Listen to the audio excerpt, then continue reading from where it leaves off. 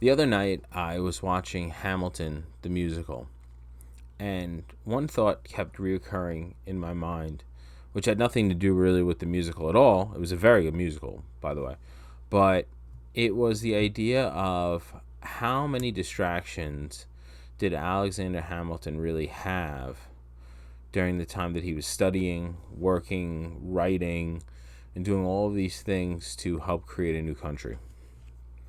The answer is not many.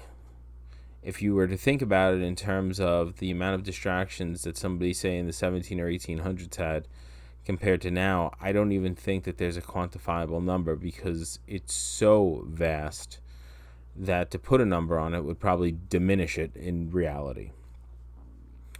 I mean, even if you go back 50 years, people were not nearly as distracted with things, or have the ability to be distracted with things, as we do now. I had seen a video recently of Tom Platz, who was a bodybuilder for a while, talk about how back in the 70s when he was training, the only way they got more information was when the magazine that they all read was actually published once a month. Think about waiting once a month to get new information, not within 1 second checking a post, checking Twitter or X, whatever it's called now, checking social media. And it got me thinking, how often are we being distracted throughout the day? The average person will touch their phone at least 96 times in a day to check. And if you go by what some of the experts say, that it takes approximately 6 to 12 minutes to get back in a rhythm, well, the math is a little scary at that point. The reason I bring this up is it got me really thinking about doing the work. What is the work? I don't know. Doesn't matter. It's whatever it is to you. It could be work for work. It could be writing a book. It could be trying to learn a new skill. It could be doing a hobby. It could be even just painting or drawing. That's doing the work. But if you're constantly grabbing your phone, you're constantly putting on a new show, you're constantly doing something else, how much of that work is real quality? Probably not much. I know for myself, I was thinking about it, how often I will be in the middle of a thought, get a ding on my phone, and check it. Often enough. Even doing this podcast right now and recording, I had checked my phone at least 3 or 4 times before I actually got the rhythm and flow going correctly in order to record it. And right there, that was how much time? 20 minutes maybe total? In a society or a time in which time is becoming more and more valuable because of how much it's being stretched thin, perhaps one of the issues we have is that we're being constantly distracted and bombarded by stimulus from all over, whether it's streaming services having incredible shows to watch, social media with things that will obviously raise our dopamine levels very quickly with likes and tweets and follows and all the things that come with it. And don't get me wrong, I understand the irony of it. I'm talking about the distractions while making a podcast that's on video for you to watch, potentially on YouTube or Spotify or something else. So I do understand the irony there. And I don't think that cutting it out completely is even possible in this day and age, regardless of what some people may say or not. So what do you do? That's ultimately the question.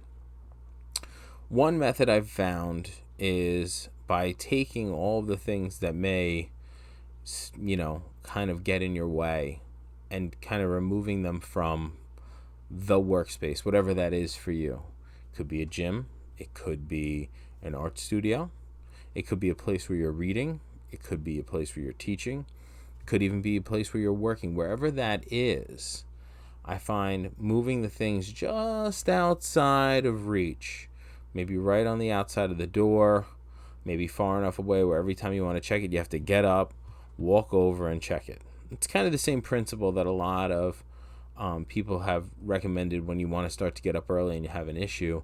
You put your alarm clock just far enough away from the bed where you have to get out to turn it off. That little bit of friction sometimes might be the difference between you being distracted or you giving into the temptation. Because let's be honest, we all have temptations. I have them, you have them, and they're always going to be there. They're always going to be tantalizing. That's why the ding is so nice, or getting a new message, or even on my watch sometimes I'll get a little vibration that I got a message or a call or something. And as enjoyable as that might be in the moment, in the long term, is that really what's best for us? I would argue probably not. I think everything has a time and a place. And if it's with us all the time, then really there is no time and place. It's all the time and every place, which is a little problematic. If you think about it, if you want to absorb a really difficult book, a book that has deep meaning or deep thoughts or deep ideas, you need all your brain power really to work on it. If you're going to try to work on something, maybe write a blog post or write a page and sit down and really be by yourself with your thoughts, you have to be by yourself with your thoughts. You have to be able to put the thing aside and just have a pen and a little piece of paper, a pen, and sometimes that's it.